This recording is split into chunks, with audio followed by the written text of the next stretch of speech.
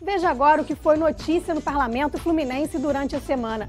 Projetos de deputados farão parte de novo edital para concessão das barcas. Comissão de Educação debate municipalização de escolas. E a retomada da construção de Angra 3 pode gerar mais de 500 mil empregos. O Alerj Revista está no ar.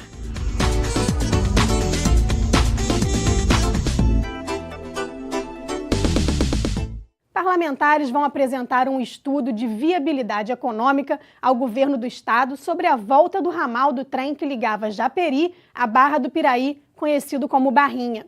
O ramal foi desativado há 20 anos, após um grave acidente que deixou 15 vítimas. 2 semanas depois, a concessionária MRS Logística assumiu a malha ferroviária do local para realizar o transporte de cargas. A gerente-geral de Relações Institucionais disse que a empresa não se opõe a que outras operadoras façam o transporte de passageiros na malha ferroviária, como prevê o contrato de concessão, mas que transportar pessoas não é obrigação da MRS.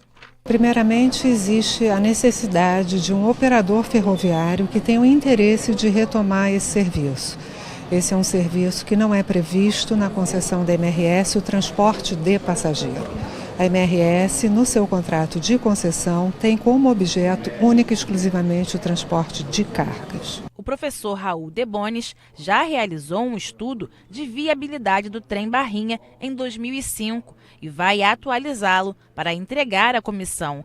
Para ele, a reativação do ramal traz a possibilidade de alavancar o processo de desenvolvimento da região do Vale do Paraíba e a integração com a região metropolitana do Rio. Permitiria, então, que a retomada do transporte ferroviário de passageiros pudesse ocorrer efetivamente aqui no nosso estado, trazendo, então, muitas vantagens, né? E, com isso, o Rio de Janeiro se integraria a outros estados brasileiros que estão também defendendo esse mesmo tipo de iniciativa. O presidente da Comissão Especial em Defesa do Transporte Ferroviário, deputado André Siciliano, disse que vai esperar a atualização do estudo de viabilidade econômica para apresentar ao governador do estado e sensibilizá-lo sobre a importância da volta do trem Barrinha. Nós queremos fazer valer o contrato. O contrato diz que a MRS tem que deixar passar um par de trem de passageiros por dia. Logicamente, tem uma questão técnica, né? Nós queremos trazer o estudo de viabilidade que o professor Raul Debonis, quando estava na COP, fez. Ele vai atualizar esse estudo e a gente quer, o mais rápido possível, enviar para a NTT, que é a agência que cuida do contrato, fazer valer o contrato, e a gente tem que buscar um operador. A Comissão de Orçamento da Alerj aprovou por 4-3 o parecer do líder do governo, deputado Edson Albertassi, que pede a aprovação das contas de 2016 ao governo do estado. O texto segue agora para votação em plenário e deve ser discutido em no máximo 30 dias. O líder do governo reconheceu as dificuldades orçamentárias do estado. Segundo o parlamentar, a crise sem precedentes que gerou forte queda na receita e os arrestos judiciais justificam o descumprimento de regras constitucionais, como, por exemplo, a aplicação de 12% do orçamento na saúde. De acordo com o Tribunal de Contas do Estado, foram investidos apenas 10,42%. Os valores mínimos determinados para a FAPERJ e para o Fundeb também não foram repassados. Mas para o parlamentar, a Lei de Responsabilidade Fiscal pode ter exceções em casos de calamidade pública, como é o caso do Rio. É fundamental destacar que a crise que o estado do Rio vive, e a gente percebe que não é apenas o Rio de Janeiro, mas todo o país, de fato, fez com que tivéssemos um problema de receita. Os arrestos, que chegaram a 8 bilhões em 2016, certamente foram fundamentais para que o governo não cumprisse, sobretudo, o índice na questão da saúde. Já o deputado Luiz Paulo, que também integra a Comissão de Orçamento, apresentou um voto separado. O parlamentar seguiu a recomendação do TCE e rejeitou as contas do governo de 2016. O voto separado foi rejeitado por 4-3. Luiz Paulo apresentou uma lista com 13 itens para justificar o voto. Entre eles, o valor da dívida pública consolidada de quase 250%. A lei admite 200% no máximo. O voto separado foi acompanhado pelos deputados Conte Bittencourt e Luiz Martins. Já o voto do líder do governo, que vai a plenário, recebeu apoio do presidente da comissão, deputado Paulo Melo, e dos deputados Milton Rangel e Pedro Fernandes. Não tem como, técnica e politicamente, você aprovar uma conta dessa. Tanto é que o resultado aqui na Comissão de Orçamento foi pela aprovação por 4-3. O processo de indenização a ex-funcionários da Varig foi debatido em audiência pública da Comissão Parlamentar de Inquérito que investiga a falência da empresa. Em agosto desse ano, o Supremo Tribunal Federal decidiu manter a decisão de 2014 que obrigou a União a indenizar a extinta companhia aérea Varig pelo congelamento de tarifas durante o Plano Cruzado entre outubro de 1985 e janeiro de 1992.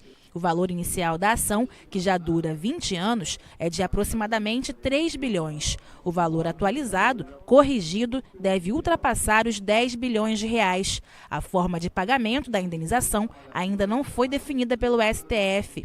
O montante deve ser utilizado para pagar a massa falida da empresa, que consiste no acervo do ativo, bens e créditos, e o passivo, débitos do falido, formado no momento em que a empresa decreta falência. Ex-funcionários da empresa querem que esse valor também seja utilizado para pagar o fundo de pensão Aeros. Eu tenho pouquíssimo a receber no Aeros. Se fosse para eu receber realmente algum dinheiro, nessa estrutura que se vislumbra, eu deveria querer que tudo fosse para falência para poder receber mais. Eu tenho muito pouco no Aeros. Mas eu defendo ir para o Aeros por duas razões simples e que me obrigam de qualquer maneira. Primeiro, porque é o correto. Segundo, porque é o melhor para a maioria de nós. E terceiro, aí tem um certo egoísmo.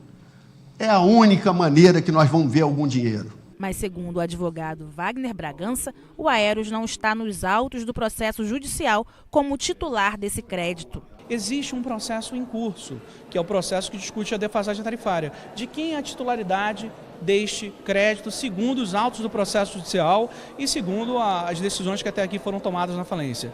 Das massas falidas. Essa é a decisão. O próprio Aeros tentou uma substituição processual no STJ e não conseguiu essa substituição. O que ele conseguiu foi mera assistência, que é a função de quem é interessado, mas não é titular do direito. Para o presidente da CPI, deputado Paulo Ramos, o importante é indenizar os trabalhadores. A CPI vai realizar mais uma audiência para tentar conciliar o conflito. A nossa luta na CPI é para resolver o problema das pessoas, através do Aeros e também da dívida trabalhista. O debate foi muito proveitoso, vamos marcar um outro, vamos ver agora, topicamente, como é que nós resolvemos esse conflito. A Comissão da Alerj de Defesa, Proteção e Direito dos Animais denunciou as más condições dos dois principais abrigos do município, a Fazenda Modelo e a Suípa. Os parlamentares querem agendar um encontro com o prefeito do Rio para tratar dos problemas. A comissão visitou as duas instituições durante o mês de agosto e produziu um relatório com os principais problemas encontrados. O objetivo é elaborar um plano de ação que melhore o funcionamento destes abrigos. Na Fazenda Modelo foi encontrada uma estrutura precária nos canis, gatis, centro cirúrgico, ambulatório e no depósito de rações e medicamentos. A falta de veterinários também foi constatada na visita. Problemas com as empresas prestadoras de serviço que deixaram de pagar funcionários agravaram ainda mais a situação. Representante da Subsecretaria do Bem-Estar Animal falou do corte orçamentário sofrido em 2017, que reduziu quase pela metade a verba destinada à secretaria. A partir de agora vamos tentar sanar todo esse problema que tinha de rotatividade excessiva, de rodízio muito grande, de funcionários, de material. Então vamos ver se agora a gente consegue concentrar tudo numa empresa só e dar uma visibilidade maior a todo o processo. Para os protetores dos animais, a situação calamitosa nos abrigos se deve principalmente à má educação da população. Segundo dados da Delegacia de Proteção ao Meio Ambiente, o maior volume de denúncias diz respeito a maus tratos de animais. Eles pediram a criação de uma delegacia especializada para tratar o tema. As estruturas, a empresa, o governo, ficam sobrecarregados, por conta de falta de informação básica e primária do que seja cuidar do meio ambiente. Na Suípa, instituição independente que abriga cerca de 4.500 animais, entre cachorros, gatos, cavalos e porcos, o principal problema é a superlotação. O presidente da instituição cobrou ajuda do poder público. Hoje, o abrigo vive da ajuda de associados e através de doações. Uma ação movida pelo Ministério Público retira cerca de 1.500 animais da Suípa, obrigando o Estado a construir novos abrigos para alocar este excedente. O problema é que até o momento nada foi feito. Foi constatado que a Suípa, pela sua logística, digamos assim, só poderia ter 3.000 animais.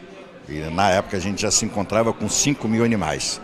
Então o Ministério Público está nos, digamos assim, multando. Eu não posso receber, se continuar recebendo, eu vou ser multado. E em contrapartida, ele viu que isso também era um problema da Prefeitura e notificou. O presidente da comissão, o deputado Carlos Osório, pretende se encontrar com o prefeito Marcelo Crivella para tratar dos problemas apresentados durante a audiência. Ficou muito claro, primeiro, um problema de base. Nós temos muitos animais em abrigo, isso demonstra que há uma falha na questão da conscientização da população, que infelizmente segue abandonando animais, e também há uma falha de falta de políticas públicas para receber e devolver esses animais à sociedade através de programas de adoção. A retomada da construção de Angra 3 pode gerar mais de 500 mil empregos. O assunto foi debatido durante evento no plenário da Alerj. O Rio de Janeiro é o único estado do país com geração de energia nuclear. A central Álvaro Alberto, localizada em Angra dos Reis, é formada pelas usinas Angra 1, Angra 2 e Angra 3, que ainda está em construção. As obras de Angra 3 estão paralisadas desde 1986. Segundo dados fornecidos pela Associação Brasileira para Desenvolvimento de Atividades Nucleares, a construção de Angra 3 já gerou 140 mil empregos. Estima-se que, com a retomada do projeto, os postos de trabalho entre temporários e permanentes chegariam a 214 mil, ultrapassando a faixa de 500 mil empregos entre induzidos e indiretos. Angra 3 vai ser um marco, né? Primeiro que ela torna o ciclo de combustível economicamente, eleva para um outro patamar. 90% da indústria está aqui no estado do Rio de Janeiro. No momento desse, que o estado vive uma crise econômica, uma crise social, a reativação dessas obras trazem de imediato quase 5 mil empregos durante o pico da obra. Estamos falando em até 4 bilhões em impostos ao longo da sua construção. Durante o encontro, o almirante de esquadra Bento de Albuquerque falou sobre os programas nuclear e de desenvolvimento de submarinos da Marinha. Segundo ele, o primeiro submarino nuclear construído no Brasil será entregue ano que vem. Esse programa ele prevê a construção de 4 submarinos de propulsão convencional e um primeiro submarino de propulsão nuclear. Nós vamos lançar o primeiro submarino no próximo ano e praticamente a cada 2 anos vamos lançar um novo submarino. Nós vamos poder lançar o submarino e vamos adquirir uma capacitação e um arrasto tecnológico que beneficiará não só a indústria do estado do Rio de Janeiro, mas como o país como um todo. O presidente em exercício da Alerj, o deputado André Siciliano, disse que o setor nuclear pode contribuir para a retomada do desenvolvimento econômico do estado. A gente precisa aqui garantir os recursos para o programa de submarinos em Itaguaí. A gente precisa discutir os municípios, por exemplo, Angra dos Reis, com a questão da retomada da usina Angra 3, também Resende com a indústria nacional. O setor nuclear para o estado do Rio de Janeiro, na minha opinião, é como o setor de petróleo para o estado do Rio de Janeiro. A gente precisa olhar com mais atenção, que pode ser também um motor para a retomada da economia aqui do estado do Rio de Janeiro. O governo do estado deverá informar a Receita Federal no prazo de 60 dias quando houver desconto na fonte para o imposto de renda de pagamento de auxílio moradia de bombeiros e policiais militares. Veja o que foi discutido na terça-feira no plenário com Priscila Leão. Nesta terça-feira, os parlamentares discutiram proposta que concede às escolas de samba a possibilidade de pagamento da tarifa social da SEDAI, caso elas incentivem e facilitem o acesso dos associados à prática de esportes. O projeto dos deputados Dionísio Lins, Chiquinho da Mangueira, Gilberto Palmares, Carlos Osório, Tia Ju, Valdec Carneiro e Tio Carlos foi aprovado e segue para a sanção do governador. O governo tem uma dívida histórica, não só com os clubes de bairros, que fizeram a história do esporte olímpico brasileiro, e as escolas de samba, que fazem o maior espetáculo da terra, cultural, e desenvolvem um grande trabalho social, como exemplo a Mangueira. Mas não é só a Mangueira que faz.